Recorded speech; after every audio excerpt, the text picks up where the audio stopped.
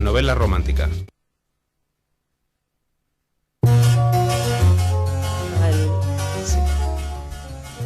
Buenas tardes, un miércoles más estamos en nuestro diván romántico y como la semana pasada sabéis que hemos tenido aquí a dos aficionadas a la literatura romántica, Silvia Pardo y María José Losada, pues esta semana las hemos vuelto a invitar a que se sienten en nuestro diván romántico otra vez.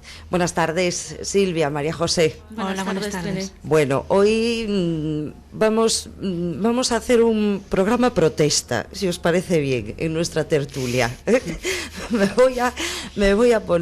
Voy a seguir en plan reivindicativo.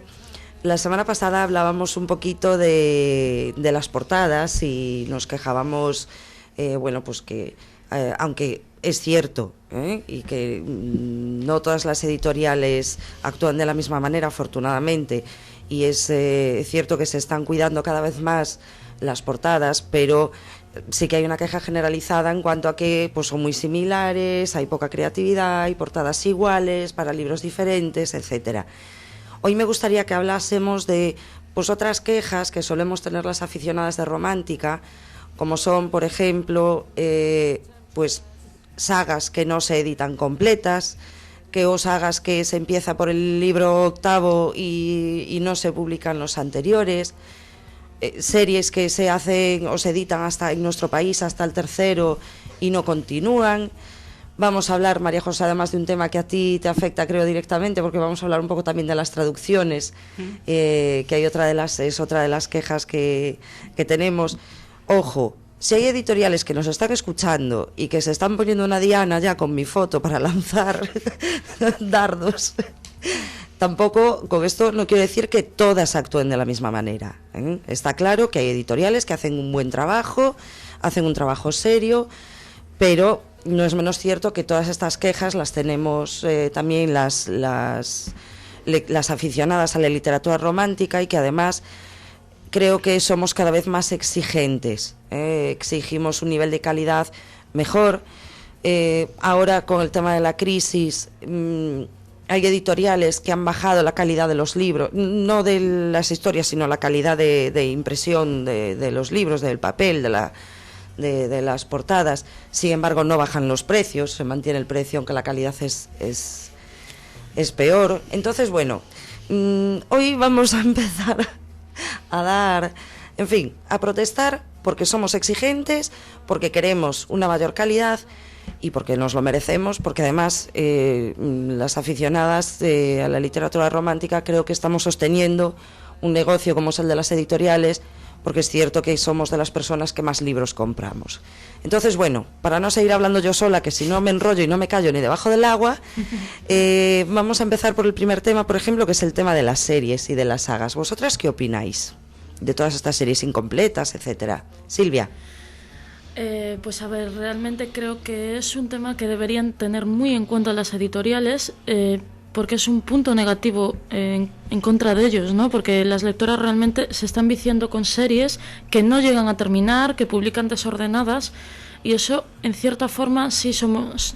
Leí un artículo hace poco que decía que las lectoras de novelas románticas somos las más fieles. Es decir, gastamos mucho dinero, y es lo que estabas diciendo tú ahora, que realmente estamos sosteniendo a las editoriales. Entonces yo creo que ya es un poco también cuestión de respeto, ¿no? Que si estás sosteniendo, respeta a la lectora, a la usuaria, a la que está gastando un dinero con tu libro, y publica en orden una serie o publica la completa. Claro. ¿Y tú qué opinas, María José? Yo voy a hacer un poquito de abogado del diablo, porque sí es verdad que se deberían de publicar las historias en orden. Lo que pasa es que hay muchas veces que una saga puede estar compuesta por libros independientes y las editoriales se ven obligadas a empezar a publicarlo por el último que se haya publicado en inglés, y para comprar los derechos, para hacerse con esa autora. A lo mejor luego pues pueden empezar a publicar desde el primero, sería una manera. Y luego otra cosa, a veces se publica el primero, el segundo y el tercero, y no se publica el cuarto, el quinto y el sexto. Claro, y eso nos deja a las que te enganchas, como dice Silvia, te enganchas a una serie y... Claro, pero ahí hay un tema que no podemos perder de vista nunca. Y es que una editorial es un negocio para hacer dinero. Eso está claro, ¿eh? Entonces, si el primero, el segundo y el tercer libro no producen el dinero que la editorial espera o da pérdidas, pues no compran el cuarto a lo mejor. Ya, bueno, en eso te tengo que dar la razón porque no lo había pensado, ¿eh? Y esa opción no se me había ocurrido a mí, que a lo mejor evidentemente no da los beneficios. De hecho, a veces incluso empieza una saga, una editorial, la interrumpe porque no cumple sus expectativas y la continúa a otra porque, no sé, las cifras que maneja pues son más bajas o no se sabe muy bien. Ya, pero yo ahora también voy a comentar otro tema, porque yo entiendo que evidentemente una editorial es un negocio, no es una ONG, y entiendo perfectamente que lo que quieren es vender, eso está claro. Pero una de mis quejas habituales es que a la literatura romántica no se le da la publicidad que creo que se le debería de dar. Es decir, la literatura romántica no tiene presencia en los medios de comunicación. No. Nunca se recomienda un libro de literatura romántica, no se hacen tampoco presentaciones con escritoras, firmas de libros, a no ser que la escritora misma se busque la vida, por ejemplo en el caso de las españolas. Estoy hablando de España, porque en Estados Unidos y Canadá es completamente diferente. Sí, es completamente diferente. Ahí están en las listas de los bestsellers del New York Times y todas estas cosas, ¿no? Pero yo vuelvo a decir lo mismo, a las editoriales, caramba, si ya están vendiendo, porque son libros que se venden solos, si se les diese la publicidad adecuada y la presencia adecuada en los medios de comunicación, a lo mejor vendían más. Con lo cual podrían terminar las series. Claro, pero vamos ahí a ver. Sí, habla tú, Silvia. No, pero ahí creo que entra un poco lo que comentamos en el programa anterior, ¿no? Que no es considerada literatura, es decir, es como dentro de lo que es la literatura es considerada un poco como paria. De hecho, ahora empieza a haber movimiento, pero sobre todo en librerías pequeñas, por ejemplo, tú vas a comprar un libro de novela romántica y te miran algunos libreros, con todos mis respetos por supuesto, pero con una cara un poco, o está relegada a una estantería que casi no se ve.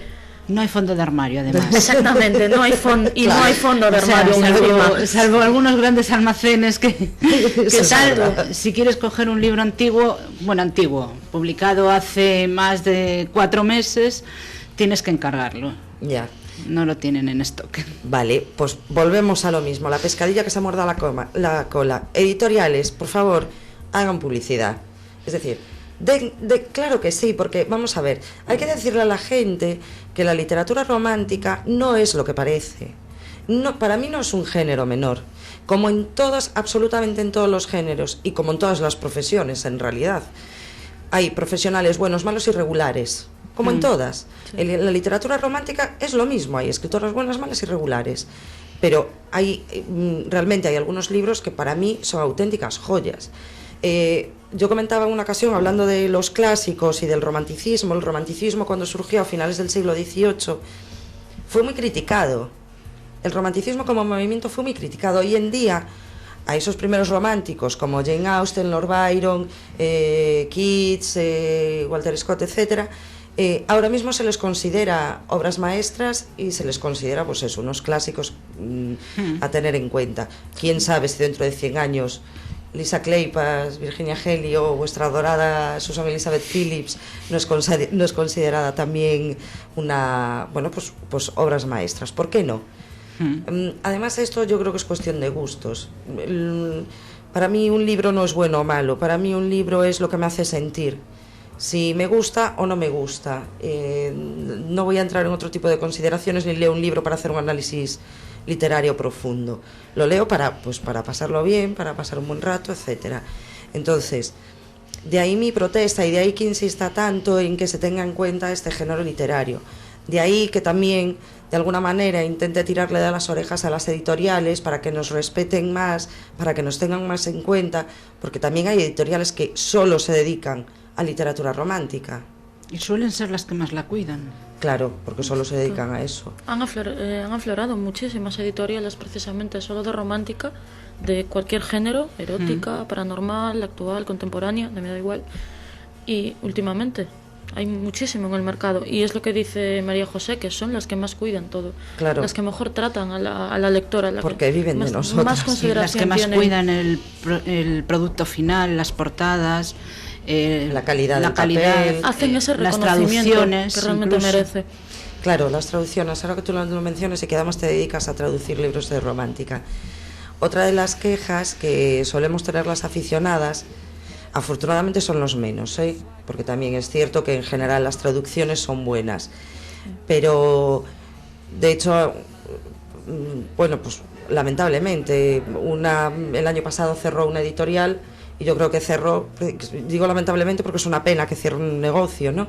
Pero cerró precisamente, yo creo, mi opinión, porque tenía unas traducciones horrorosas. No voy a decir cuál es, creo que ya sabemos todas cuál es, sabemos. pero no vamos a hacer leña del árbol caído, pero hacía unas traducciones horribles. María José, ¿tú qué te dedicas a esto? Y he leído libros traducidos por ti, por cierto, el último, El sabor de la tentación, de Stephanie Lawrence, muy bien traducido, ¿eh? Pero no, es verdad, el César lo que es del César, Desde luego. Es cierto que traduce, es buena traductora. Pero también es verdad que nos encontramos con unas traducciones y unas correcciones pésimas. No sé, yo cada vez tiendo menos a leer en castellano, salvo que sean de autoras españolas, claro. Precisamente porque inconscientemente a lo mejor estoy leyendo y corrigiendo para mí. Entonces tampoco puedo hablar mucho y no sé, los traductores somos todos compañeros, o sea que tampoco puedo. Bueno, afortunada tú que puedes leer en inglés, yo, porque yo... Es un motivo más para aprender inglés. Sí, mujer, pero ya a estas alturas ya no sé si tendré ganas de... Lo que pasa es que es lo que tú decías antes, que profesionales los hay buenos, regulares y malos. Hay gente que se toma mucho interés en su trabajo, que lo revisa, lo repasa, lo coteja, y otros pues que no. Ya, pero vamos a ver. Yo entiendo que haya traductores malos o regulares. Yo lo admito, ¿vale? Pero después de los traductores hay un corrector y después hay un editor. Y el editor se tiene que ocupar de lo que tú decías, de que el producto final esté bien y tenga una adecuada calidad. Porque al fin y al cabo nosotros vamos a pagar por ello y además estamos pagando creo que una cantidad bastante importante, porque los libros en general no son baratos. Entonces, a mí me molesta mucho que no se cuiden ese tipo de detalles. A mí también. Y a cualquier lector.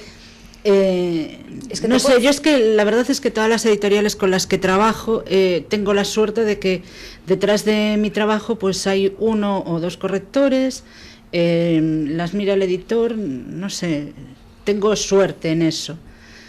Sí es cierto que encuentras unos productos que, concretamente de la editorial esa que hablabas, que no está muy bien. A veces no sé si cogen el traductor de Google y meten los textos y traducen. No sé, a veces el problema también es que el traductor no está traduciendo en español de España. Ya. Claro, es que se recurre mucho al español de Latinoamérica. A lo mejor el traductor es sudamericano, entonces claro, las expresiones no son las mismas que las nuestras. Creo que cada vez se hace menos eso. Pues otro tirón de orejas a algunas editoriales, por favor, que no se den todas por aludidas, pero otro tirón de orejas. Los libros que se editan en Latinoamérica, que los traduzcan los latinoamericanos, porque efectivamente es lo que tú dices, hay expresiones, hay verbos distinto. Además que tienen significados completamente, ya estamos pensando, me imagino, en algunos significados argentinos, algunas palabras que nosotros le damos un significado diferente, y efectivamente yo creo que eso hace daño. Porque llega un momento que dices, yo de esta editorial ya no compro más libros porque no entiendo lo que estoy leyendo. De todas maneras creo que las editoriales españolas que publican en América el producto es el mismo, o sea, no tienen una adaptación ni un editor ni un corrector para adaptarlo allí, Pues deberían. Creo que deberían, porque no lo sé seguro, pero creo que sí. Es cierto que hay expresiones diferentes, muchos verbos que tienen y palabras que tienen significados diferentes. Una cosa, hablamos un poco del español tradicional, del alfabeto tradicional del español, y otra del alfabeto internacional. Ya. Y el internacional se supone que es entendido en todos los países de habla hispana. Sí, sí, nosotros podemos hablar en español es decir, con Latinoamérica y nos entendemos, en eso estamos de acuerdo, pero a la hora de leer, vuelvo al mismo, hay expresiones que tienes que preguntar. Y otra cosa más, es distinto un libro histórico, está ambientado en Regencia o tal, es un español más neutro, un castellano más neutro que a lo mejor un libro actual. Claro. Las expresiones de ahora mismo son totalmente distintas. Sin embargo, cuando yo, por ejemplo, cuando estoy traduciendo un libro de histórica, el lenguaje que utilizas es totalmente distinto. Claro. Bueno, pues otra cosa a tener en cuenta, y seguiremos hablando de todo esto. Lamentablemente, como siempre, se nos escapa el tiempo entre los dedos. Recordarle a todo el mundo que este sábado 5 de febrero es el desayuno literario, que espero veros a las 2 allí. Os dejamos ahora de nuevo con Marta Palacios y con Javier Costello y su sección de música, que seguro que nos trae maravillosos temas como hace siempre. Y os emplazamos, bueno, pues a los que estéis en La Coruña, el sábado a las 10:30 en Novoa Santos 13, en Atlántica Centro de Arte, para nuestro desayuno literario. Y a los demás, pues el próximo miércoles, otra vez en esta cadena, en Universal RTV. Gracias a todos y hasta el próximo miércoles.